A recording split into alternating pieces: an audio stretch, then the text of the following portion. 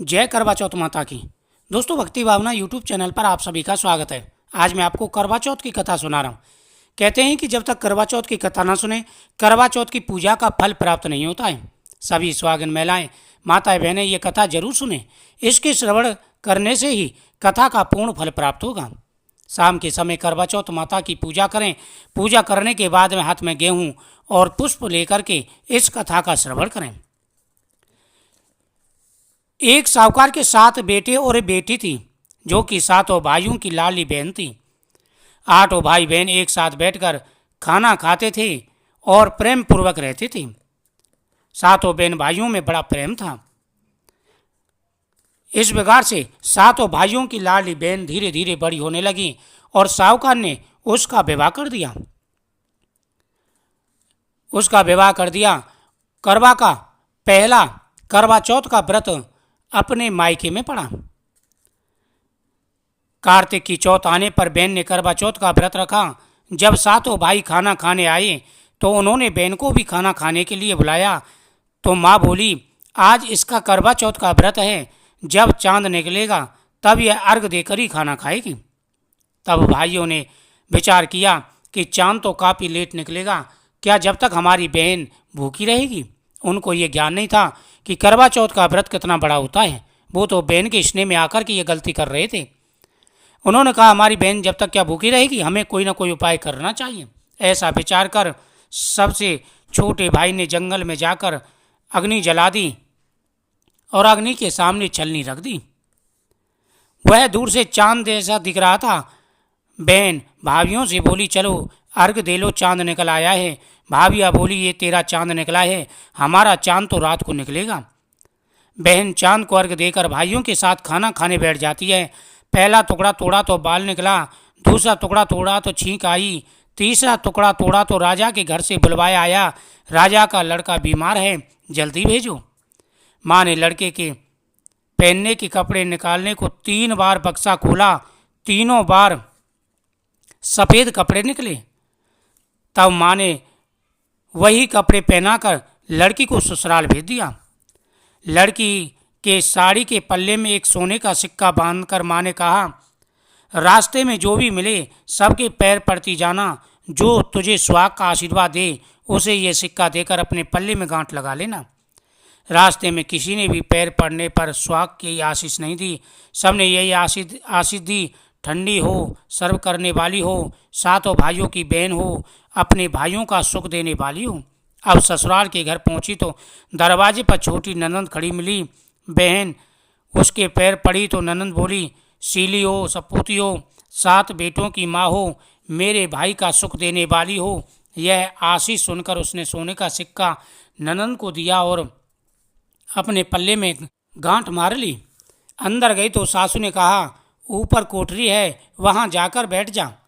जब वह ऊपर गई तो उसने देखा कि उसका पति मर चुका है। अब वह उसे लेकर उसी कोठरी में पड़ी रही और उसकी सेवा करती रही। उसकी सास दासियों के हाथ बची कुची रोटी भेज देती। इस प्रकार उसे अपने पति की सेवा करते करते 1 साल हो गया। करवा चौथ का व्रत आया। सारी पड़ोसने ने कहा, धोकर करवा चौथ का व्रत रख। सब ने सिर धोकर हाथों में मेहंदी लगाई, चूड़ियाँ पहनी। वह सब देखती रही। एक पड़ोसन बोली, तू भी करवा चौथ का व्रत कर ले। तब वह बोली, मैं कैसे करूं? पड़ोसन बोली, चौथ माता की कृपा से सब ठीक हो जाएगा।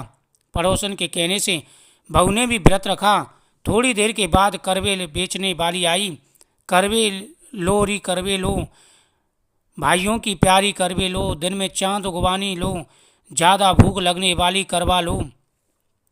बहू ने आवाज़ लगाई, ये करवे वाली, मुझे करवे दे जा।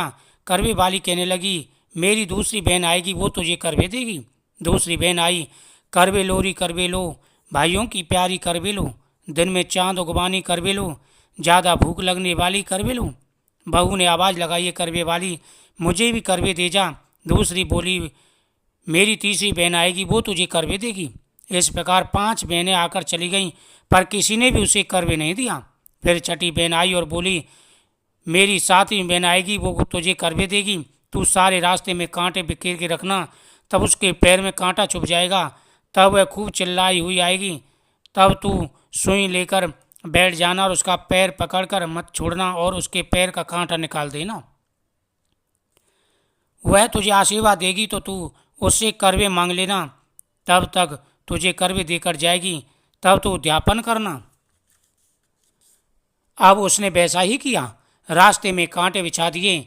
जब सातवीं बहन करवे लेकर आई तो पाँव में कांटा चुभने की दर्द से खूब चिल्लाती हुई आई, तो बहू ने उसका पैर पकड़कर छोड़ा नहीं और उसका कांटा निकाल दिया। जब उसने आशीर्वाद दिया तो बहू बोली, जब तुमने आशीर्वाद दिया है तो करवे भी देकर जाओगी। सातवीं बहन बोली, तूने तो मुझे ठग लिया है। यह कहकर चौथ माता ने उसे आँख में से काजल, नाखूनों पर से मेहंदी, मांग में से सिंदूर और चैतल्ली अंगूठी का छींटा, साथ ही करवे दे दिए। अब करवे लेकर बहू ने उद्यापन की तैयारी की और व्रत रखा। राजा का लड़का ठीक हो गया और बोला, मैं बहुत सोया।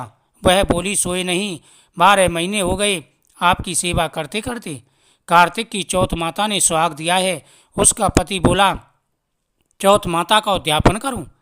अब उसने चौथ माता की कहानी सुनी, उद्यापन कर खूब सारा चूरमा बनाया और जीम कर वे दोनों चौपड़ खेलने लग गए। इतने में उसकी बांधी तेल की बनी पूरी सब्जी लेकर आ गई।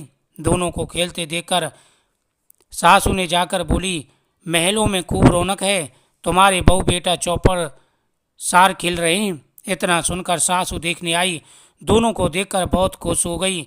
बहू ने सास के पैर दबाए तो सास बोली, बहू सच सच बता, तूने क्या किया? मेरे बेटे का जीवन दान तुम्हें कैसे मिला? उसने कहा, हे माता, मैंने करवा चौथ का व्रत रखा था। सारा हाल अपनी सासू को बताया तो राजा ने सारे शहर में ढिढोरा पिटवा दिया। अपने पति के जीवन के लिए सब बहनें करवा चौथ का व्रत रखें। पहली करवा चौथ को अपने पियर में जाकर व्रत करें। हे चौथ माता, जैसे राजा के लड़के को जीवन दान दिया वैसे सभी को देना, मेरे पति को भी देना। कहते सुनते सब परिवार की स्त्रियों को भोग भी सुहाग देना। इसके बाद विनायक जी की कहानी भी सुननी चाहिए। सभी प्रकार की मनोकामनाएं पूरी हो जाती हैं, हर प्रकार का दुख दूर हो जाता है।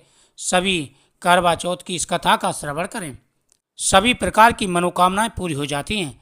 चौथ माता ने जैसे करवा की सारी विपत्तियां हर दी, वैसे ही सबकी विपत्तियां हर जाती हैं। सच्चे मन से करवा चौथ माता की इस कथा का सुने और सभी एक साथ जयकारी बोले, जय करवा चौथ माता की। करवा चौथ माता ने जैसे करवा को सुख दिया, ऐसे ही सभी को सुख दे, सभी के पति की आयु लंबी हो और सभी की मनोकामनाएं पूरी हों। इस कथा को सुनने के बाद में फिर चंद्रमा को अर्घ्य देने के बाद में व्रत खोला जाता है। जय करवा चौथ माता की।